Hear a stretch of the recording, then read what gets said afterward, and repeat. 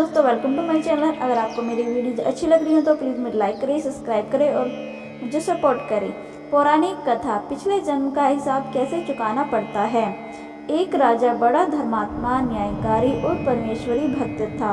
उसने ठाकुर जी का मंदिर बनवाया और एक ब्राह्मण को उसका पुजारी नियुक्त किया। वह ब्राह्मण बड़ा सदाचारी, धर्मात्मा और संतोषी था। वह राजा से कोई भी याचना नहीं करता था। राजा भी उसके स्वभाव पर बहुत प्रसन्न थे। उसे राजा के मंदिर में पूजा करते हुए 20 वर्ष गुजर गए। उसने कभी भी राजा से किसी प्रकार का कोई प्रश्न नहीं किया। राजा के यहाँ एक लड़का पैदा हुआ। राजा ने उसे पढ़ा लिखा कर विद्वान बनाया और बड़े होने पर उसकी शादी एक सुंदर राजकन्या के साथ कर दी। शादी करके जिस दिन राजकन्या को अपने महल में ले आया, उस रात्रि में राजकुमारी को नींद नहीं आई। वह इधर उधर घूमने लगी। जब अपने पति के पलंग के पास आई तो क्या देखती है कि हीरे जवाहर जड़ी वाली एक तलवार पड़ी है। जब उसे राजकन्या ने देखने के लिए तलवार म्यान से बाहर निकाली, तब तीक्ष्ण धार वाली, बिजली के समान प्रकाश वाली तलवार देखकर वह डर गई। वह डर के मारे उसके हाथ से तलवार गिर पड़ी और राजकुमार की गर्दन पर जा लगी। राजकुमार का सिर कट गया और वह मर गया।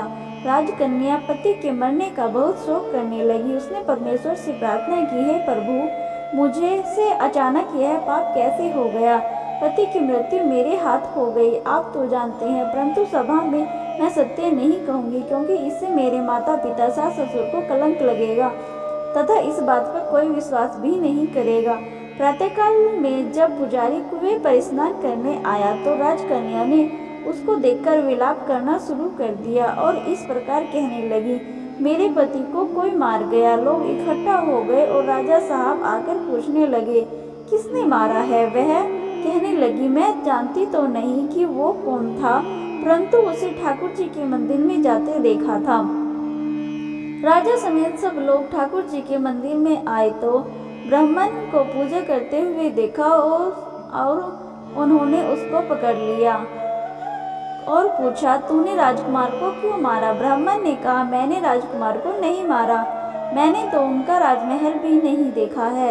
इसमें ईश्वर साक्षी है। बिना देखे किसी पर अपराध का दोष लगाना ठीक नहीं है। ब्राह्मण की तो कोई बात ही नहीं सुनता, कोई कुछ कहता तो कोई कुछ। राजा के दिल में बार बार विचार आता कि यह ब्राह्मण निर्दोष है, परंतु बहुतों के कहने पर राजा ने ब्राह्मण से कहा, मैं तुम्हें प्राण दंड तो नहीं देता, लेकिन जिस तलवार से तुमने मेरे पुत्र को तलवार से मारा है, तेरा वह हाथ काटने का आदेश देता हूँ। ऐसा कहकर राजा ने उसका हाथ कटवा दिया। इस पर ब्राह्मण बड़ा दुखी हुआ और राजा को अधर्मी जान उस देश को छोड़कर विदेश में चला गया। वहाँ वह खोज करने लगा कि कोई विद्वान ज्योतिषी मिले तो बिना किसी अपराध के हाथ कटने का कारण उनसे पूछूं। किसी ने उसे बताया कि काशी में एक विद्वान ज्योतिषी रहते हैं। तब वह उनके घर पर पहुंचा। ज्योतिषी कहीं बाहर गए थे। उसने उनकी धर्मपत्नी से पूछा, माताजी, आपके पति ज्योतिषी जी महाराज कहाँ गए हैं। तब उस स्त्री ने अपने मुख से अयोग्य, असहनीय दुर्वचन कहे, जिनको सुनकर वह ब्राह्मण हैरान हुआ और मन ही मन कहने लगा, मैं तो अपना हाथ कटने का कारण पूछने आया था, परंतु अब इनका हाल पहले पूछूंगा। इतने में ही ज्योतिषी आ गए। घर में प्रवेश करते ही ब्राह्मणी ने अनेक दुर्वचन कहकर उनका तिरस्कार किया, परंतु ज्योतिषी जी चुप रहे और अपनी स्त्री को कुछ भी नहीं कहा। तदंतर वे अपनी गद्दी पर आ बैठे। ब्राह्मण को देखकर ज्योतिषी ने उनसे कहा, कहिए ब्राह्मण देवता, कैसे आना हुआ। आया तो था अपने बारे में पूछने के लिए, परंतु पहले आप अपना हाल बताइए कि आपकी पत्नी अपनी जुबान से आपका कितना तिरस्कार क्यों करती है, जो किसी से भी नहीं सहा जा सकता और आप सहन कर लेते हैं। इसका कारण है, यह मेरी स्त्री नहीं, मेरा कर्म है। दुनिया में जिसको भी देखते हो, अर्थात भाई, पुत्र, शिष्य, पिता, गुरु, संबंधी, जो कुछ भी है, सब अपना कर्म ही है। यह स्त्री नहीं, मेरा किया हुआ कर्म ही है और यह भोगे बिना कटेगा। जाएगा नहीं। अपना किया हुआ जो कुछ भी शुभ अशुभ कर्म है वह अवश्य ही भोगना पड़ता है। बिना भोगे तो सैकड़ों करोड़ों कल्पों के गुजरने पर भी कर्म नहीं टल सकता। इसलिए मैं अपने कर्म खुशी से भोग रहा हूँ और अपनी स्त्री की ताड़ना भी नहीं करता, ताकि आगे इस कर्म का फल न भोगना पड़े। महाराज, आपने क्या कर्म किया था सुनिए।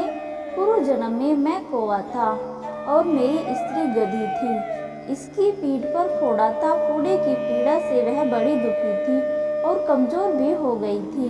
मेरा स्वभाव बड़ा दुष्ट था, इसलिए मैं इसके फोड़े में चोंच मारकर इसे ज़्यादा दुखी करता था। जब दर्द के कारण यह कूदती तो इसका दर्द देखकर मैं खुश होता था। मेरे डर के कारण यह सहसा बाहर नहीं निकलती थी, किंतु मैं इसको ढूंढता फिरता था। यह जहाँ मिले वहीं इसे दुखी करता था।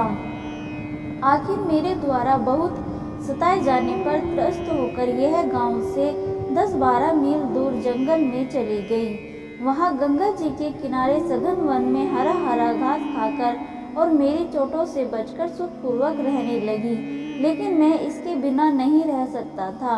इसको ढूंढते ढूंढते मैं उसी वन में जा पहुंचा और वहां इसे देखते ही मैंने इसकी पीठ पर जोर से चोंच मारी तो मेरी चोंच इसकी हड्डी में चुभ गई। इस पर इसने अनेक प्रयास किए, फिर भी चोंच न छूटी। मैंने भी चोंच निकालने का बड़ा प्रयत्न किया, मगर न निकली। पानी के भय से तो यह दुष्ट मुझे छोड़ेगा, ऐसा सोचकर यह गंगा जी में प्रवेश कर गई, परंतु वहां भी मैं अपनी चोंच निकाल न पाया। आखिर में यह बड़े प्रवाह में प्रवेश कर गई। गंगा का प्रवाह तेज होने के कारण हम दोनों बह गए और बीच में ही मर गए। तब गंगा जी के प्रभाव से यह तो ब्राह्मणी बनी और मैं बहुत बड़ा ज्योतिषी बना। अब वही मेरी स्त्री हुई जो मेरे मरण पर्यंत अपने मुख से गाली निकालकर मुझे दुख देगी और मैं भी अपने पूर्व कर्मों का फल समझकर सहन करता रहूँगा। इसका दोष नहीं मानूंगा, क्योंकि यह मेरे किए हुए कर्मों का फल है, इसलिए मैं शांत रहता हूँ। अब अपना प्रश्न पूछो। ब्राह्मण ने अपना सब समाचार सुनाया और पूछा, अधर्मी पापी राजा ने मुझ निरपराध का हाथ क्यों कटवाया? ज्योतिषी ने बताया, राजा ने आपका हाथ नहीं कटवाया, आपके कर्म ने ही आपका हाथ कटवाया है। किस प्रकार? पूर्व जन्म में आप एक तपस्वी थे और राजकन्या गौ थी तथा राजकुमार कसाई था। वह कसाई गौ यानी गौ गाय को मारने लगा, तब वो बेचारी जान बचाकर आपके सामने से जंगल में भाग गई। पीछे से कसाई आया और आपसे पूछा कि इधर कोई गाय तो नहीं गई? आपने पन कर रखा था कि झूठ नहीं बोलूँगा, अतः जिस तरफ वो गई थी उस तरफ आपने हाथ से इशारा किया तो उस कसाई ने जाकर गौ को मार डाला। गंगा के किनारे वह उसकी चमड़ी निकाल रहा था, इतने में ही उस जंगल से शेर आया और गौ एवं कसाई दोनों को खा गया। दोनों की हड्डियां गंगा जी में बह गई। गंगा जी के प्रताप से कसाई तो राजकुमार और गौ को राजकन्या का जन्म मिला एवं पूर्व जन्म के किए हुए उस कर्म ने एक रात्रि के लिए उन दोनों को इकट्ठा किया। क्योंकि कसाई ने गौ को हंसिए से मारा था, इसी कारण राजकन्या के हाथों से अनायास ही तलवार गिरने से राजकुमार का सर कट गया और वह मर गया। इस तरह अपना फल देकर कर्म निवृत्त हो गया। तुमने जो हाथ का इशारा रूप कर्म किया था उस पाप कर्म ने तुम्हारा हाथ कटवा दिया है। इसमें तुम्हारा ही दोष है, किसी अन्य का नहीं। ऐसा निश्चय कर सुखपूर्वक रहो। वास्तव में दोस्तों, कितना सहज है ज्ञान संयुक्त जीवन।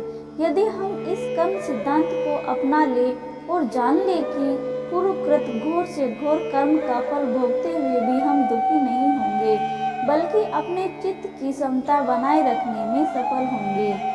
अगर आपको वीडियो अच्छी लगी हो तो प्लीज़ वीडियो को लाइक करें और चैनल को सब्सक्राइब जरूर करें। जय श्री राम।